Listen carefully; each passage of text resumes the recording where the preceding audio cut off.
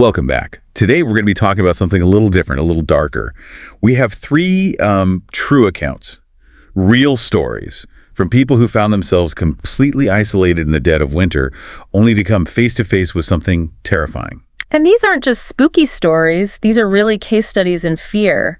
We're going to look at how that deep winter isolation it cranks up the vulnerability, how a simple moment of confusion can spiral into a genuine crisis. Yeah, and the psychological impact of being hunted, really, in a place that's supposed to be your sanctuary. We've got accounts from Quebec, from Illinois, and a really harrowing one from a deserted highway. So let's just get into it. Okay. First up is what we're calling the Quebec forest encounter. And this one really, I think, highlights the idea of the limits of perception. Right. It's not just about being alone geographically. It's about being alone with your senses. Exactly. So this story comes from a woman in southern Quebec. She lives in a small neighborhood, but it borders this massive, dense forest. Yeah. And she gives us a key detail right from the start. Which is... She has a hearing disability. And that's fundamental. Before anything even happens, her ability to, hear footsteps, to make out words from a distance, it's already compromised. Right. So it's a cold February day. There's fresh snow everywhere. She's out walking her dog, Monty, who's a Rottweiler Husky mix, so a big, capable dog. Mm-hmm. About 30 minutes in, she takes a path she hasn't been on before it leads to a clearing. And she says the atmosphere was actually, kind of welcoming and quiet. That winter silence. And a false sense of security. Totally. So she's using some new binoculars to scan the tree line, and she spots something that doesn't belong. Okay. A blue tarp, and what looks like a makeshift shelter. An obvious sign that someone is or has been living out there. And just like that, the entire environment shifts. It goes from a recreational space to a potential threat zone. That one detail changes everything. It really does. So she decides to head back. It's getting dark. On the trail home, Monty, the dog, he starts getting really alert, sniffing the ground, pulling on the leash. Yeah. Then she sees it. The footprints. A new set of footprints. She describes them as much larger than my own, and they weren't there on the way in. But how? There were no side trails. That's what she couldn't figure out. This person would have had to walk right past her while she was looking through the binoculars, silently. So the threat isn't just out there anymore. It was close. Yeah. Incredibly close. And she never even knew. And before she can even process that thought, Monty just stops dead and starts barking like crazy into the woods. And he's there. He's there. A man, she says about 6'4", wearing all white and gray winter camo, is standing just a meter away from her. Oh, wow. He's muttering something, but because of the low light and her hearing loss, she can't read his lips, can't tell if it's English or French. Mm-hmm. She has no idea what his intent is. And that ambiguity is terrifying. Her main tool for assessing a threat communication is it's gone. Is he asking for help? Is he threatening her? She has no way of knowing. She manages to get away, gets back to her house, locks the doors. She's shaken, but she's home. She's safe, or so she thinks. Fast forward to 3 a.m. She's woken up by Monty, barking hysterically. Her neighbor even texts her, saying the dog sounds possessed. So it's serious. It is. The motion sensor light in her backyard clicks on. And she looks out the window, and it's him. The man from the forest is standing on her patio. He followed her, or he was watching, waiting. The premeditation there is chilling. He's not just a random person in the woods. He's targeted her specifically. She texts 911 immediately, grabs a machete she keeps for protection.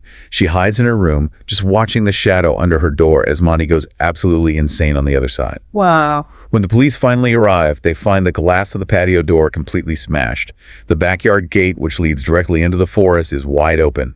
The man and his footprints, they just disappear back into the woods. Back to his shelter. It's a terrifying example of how a familiar space can become a stalking ground, especially when a predator knows you have a specific vulnerability. Yeah, a vulnerability he was clearly willing to exploit.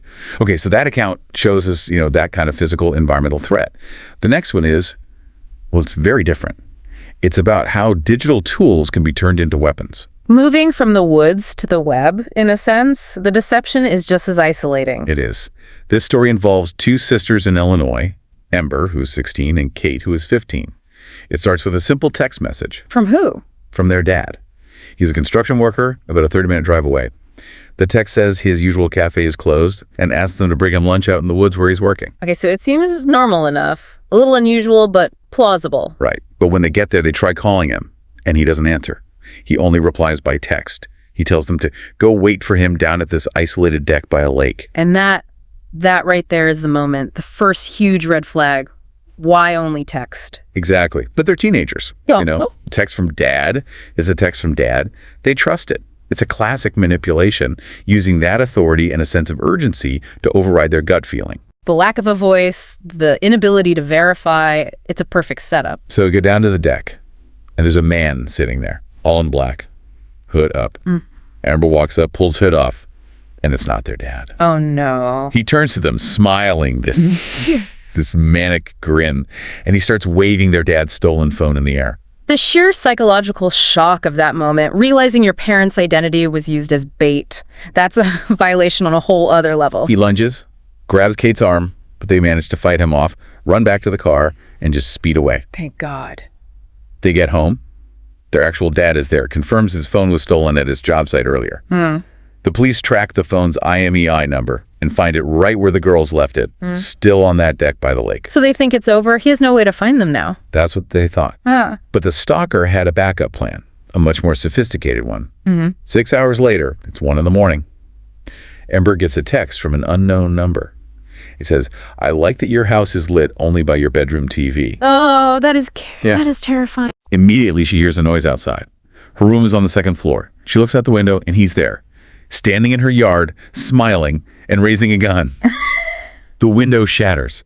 Then they hear another bang from downstairs in the kitchen. So how did he find them? The phone was recovered 30 minutes away. This is the part that is it's so sinister. The police check their car, and on the inside of the tire, they find a small AirTag. Oh, of course. When they sped away from the woods, he crouched down behind the deck. He wasn't hiding. He was planting the tracker. So their escape vehicle became his tracking device. It's a terrifyingly smart, premeditated plan. He used the phone as the lure and the AirTag as the hook. The protagonist, Amber, she said she felt so stupid for not realizing something was wrong when he would only text. But really, the takeaway for all of us is just how quickly and easily this kind of technology can be used for surveillance. It's a triple violation. Identity, physical safety, and then the home, all made possible by a couple of very common pieces of tech. Okay, so we've had the physical threat in the woods, the digital threat in the suburbs. This last story it's something else. It's just visceral, psychological. This is the one on the highway. Yeah, the highway skid and decapitation. This happened in 2021, so, prime COVID time, as she puts it. Roads were empty. A whole other kind of isolation. For sure. She was driving home late after midnight from a family thing. She admits she was tired, a little buzzed. And her car was old. An old Hyundai with no anti-lock brakes. That is just a recipe for disaster. Driving impaired in a bad car in what I assume was bad weather. At least 2 feet of snow on the ground. She hits a bend, the car skids, goes off the road and slams into a tree. Airbag goes off, she's stranded. Middle of nowhere, no houses for miles. So her vulnerability is at an absolute peak right now. Injured, isolated, car is useless. She calls a tow truck. They say it'll be at least 40 minutes. She calls her dad to come wait with her. And as she's sitting there in the dark, she hears it. Footsteps. Undeniably footsteps in the snow. Oh, boy. So she gets out of the car to look. And the second she does, the footsteps stop. But they're replaced by a new sound. A wet slurping sound coming from the trees. That's a very specific and disturbing detail. It's meant to be unsettling. It's not just a person walking. It's something else. It introduces this horrible ambiguity. She calls out, gets no response. Freaked out, she gets back in the car, locks the doors. A few moments later, something hits the passenger window. Hard, like a rock. So now he's engaging. He's letting her know he's there and he's watching. She gets out again. This time, she finds boot prints circling her entire car. And leading from the car towards the woods, she sees drops of blood in the snow. And she follows them. She has a 9mm handgun, which she grabs. And yes, she follows the blood trail into the trees. It seems like such an irrational decision. Why not just stay in the locked car? I think it's that fight or flight instinct kicking in. Sometimes the fear of the unknown is worse than confronting the threat. She needed to know what was out there with her. A desperate attempt to regain some control, maybe? Maybe. The trail leads her to a dark lump in the snow. She turns on her phone the flashlight and sees it's a dead deer. Okay. But its stomach is ripped wide open. And it has been completely decapitated. The head is gone. Jesus. At this point, she realizes this isn't an animal attack. This is something else entirely. She sprints back to her wrecked car. She opens the driver's side door, and the horror is right there waiting for her. What? The severed head of the deer is sitting on her driver's seat, placed there, she said, as if it was looking right at me. That is pure psychological warfare. That's not a threat of violence. It's an act of it. It's a message. It's about violating her last remaining safe space. The car in the most grotesque way possible. The intent is purely to terrorize. Her dad shows up just a few minutes later. They go back to the car, and the head is gone. What? Gone. Just a large blood stain on the seat. And not only that, the deer's body from the woods is gone too. All that's left are drag marks in the snow leading away. So the perpetrator cleaned up. He took his props. Yep. And vanished. Vanished. She was so exhausted and traumatized, she never even called the police. She felt like, what could they even do? And if you look at all three of these stories together, the man in Quebec, the AirTag stalker, the deer head incident, there's a clear pattern. Mm-hmm. They all leverage winter isolation, but they combine it with a very specific vulnerability, a sensory limit, a reliance on technology, a physical car crash.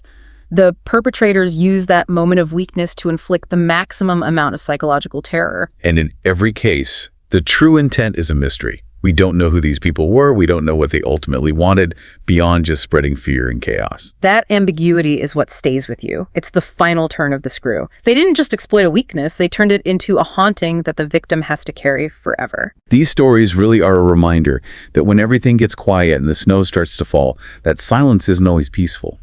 Sometimes it's just cover. And maybe the thought to leave you with is this.